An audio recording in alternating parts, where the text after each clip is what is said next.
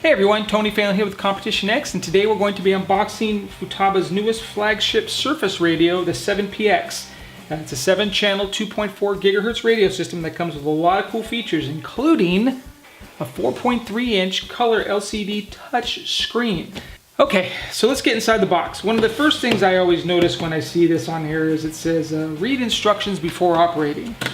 I like to do that occasionally, but one thing about Futaba's radio systems is they come with a very large manual. And it's not like one of those manuals where like this much is English and this much is French and this much is Spanish. It's one complete manual of learning how to use everything. It also has, and this is interesting, it also has a dry cell battery warning label, owner's reference card, and some little stickers. They say SR on them. I'm not exactly sure what these are. Maybe they're for the buttons, perhaps? I don't know. We'll get to those in a bit. All right. And here it is. Let's see if it has any. No batteries. So, here is the 7PX. Saw this a couple months ago, and I've used the 4PX. Loved it. It's been my go-to radio now for years. When the 7PX came out, very interested in it, but I didn't really want to stray from my 4PX because I like it so much. But this is actually pretty cool looking. So anyway, so here's the radio. Let's go over some of the stuff that comes in the radio first, in the rest of the radio box. It does have a screen protector. Pull that off, stick it on there, a screen protector. It comes with a R33 4S BS 4-channel receiver. A drop down. I swear by these things. Basically what it does, you put it there and put it this way, and it drops the radio wheel from here down to here. This feels good, but when your radio's down here a little better, to me it's just a little bit more ergonomically correct. So the drop down, got a tuning screwdriver for, well, I don't even know what they use this thing for anymore. Usually you can use it for binding. It used to also be used to tweak settings on some of the older radios. I don't know that this has anything that it needs this for anymore.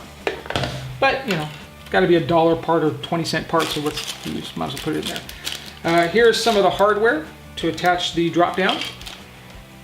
It also comes with a different trigger, so that if you don't like the feel of this trigger, you can adjust it to have, which one is it? I think it's the brake side. Yeah, it looks like the brake side.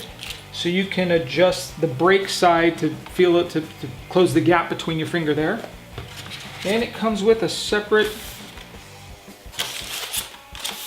comes with an additional, some plugs for the receiver.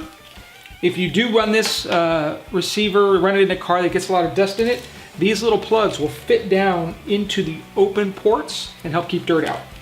It also comes with a different steering wheel, which I'm not quite sure. Oh, it's a little bit bigger steering wheel. Okay, so it's a little bit bigger than the one that comes with it. If you like a taller, I don't think I've ever really tried that before, but I may have to try it. So there's that. Okay, so that's everything that comes in the box. Let's just go over some of the external features of the radio. Of course, your battery tray. It does take 4 AA's, or if you can get your hands on a LiPo or Life battery that fits in that side there, you can do that. So it has programmable buttons all over it. Turn dials here, adjustment buttons here.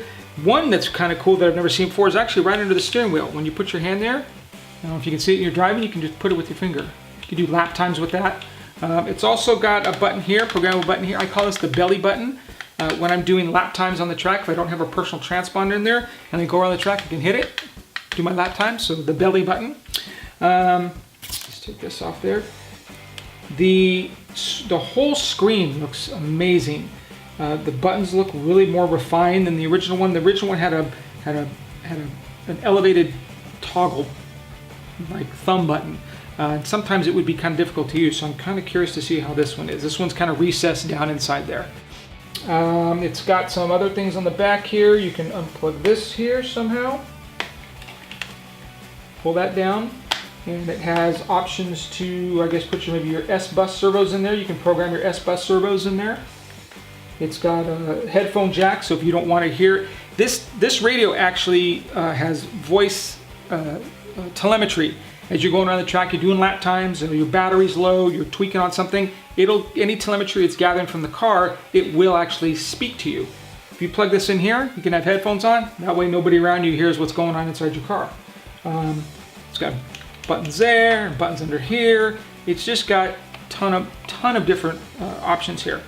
This is the basically the antenna, no more the long whip antennas. On the down position like this, that's typically where most people use it, but if you for some reason need to adjust your signal, you're getting a weird signal, you can turn this and it will change the field of the signal, and you could actually, this will actually help pick up a better signal. Okay, so I got some batteries. Let's go ahead and put these in. Excited to see what the color screen looks like. Okay, moment of truth.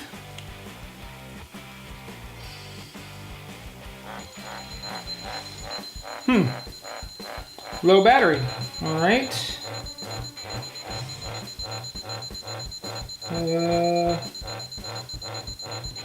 Not quite sure why. Let me see. I'll grab back. The 7PX comes preset for Life-E batteries. They have a different voltage than AA's. So what happened was when I turned this on, it gave me a low voltage warning, and then I needed to go into the menu system real quick and change it to AA batteries. So the manual tells you how to do that. It's actually on the first couple pages. I think page 16, it tells you, hey, you're gonna get this voltage issue, go here to change it. So let's try this again. Turn it on.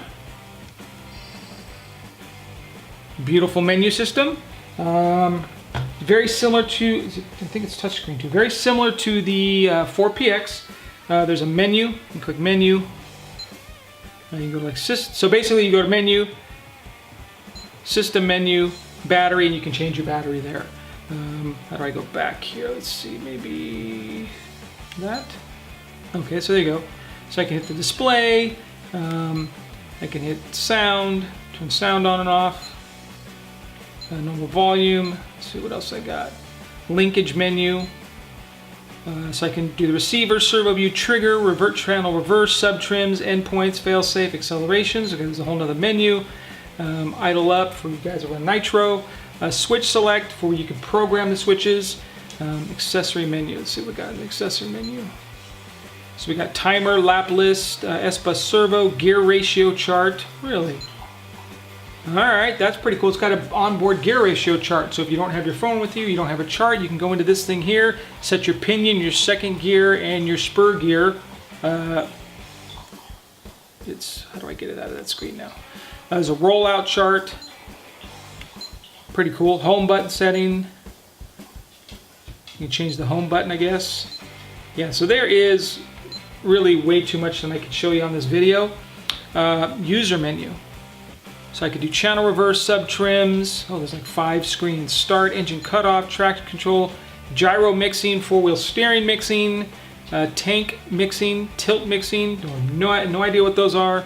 But I'm sure that this 400-page manual here, actually 192, will tell me everything I need to know. So up front on the home screen, you have your model number, the 7PX. I think you can rename that to put whatever you want on there. Futaba, all your 4 channels, your timer, and then your trim dials on here as well. One other neat feature this radio has is a little box right in the front here. It's got an N on it. Pop this up, and there's like a little circuity board type of thing in there.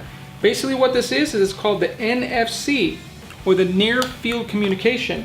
And basically what you can do is update your 7PX from an app on your phone. Now unfortunately I think only at the moment it works with Android phone, which doesn't do me any good because I'm an iPhone user, but just being able to open an app on your phone, set it down next to your 7PX, hit communicate or whatever it is, since I don't have the app, and it'll talk to your radio and update your app. Or update your radio. I think it's kind of a cool feature. I've been an avid Futaba user all the way back to the CS2P, and just love the way the radios feel. I love my 4PX, it's an amazing radio. This feels just like it, except with a much cooler screen and color. So I'm excited to get out using this. So please keep an eye out for a review on this radio here soon. And if you haven't yet, please click that subscribe button and keep an eye out on future videos that we got coming out. And other than that, thanks for watching, and we'll see you soon.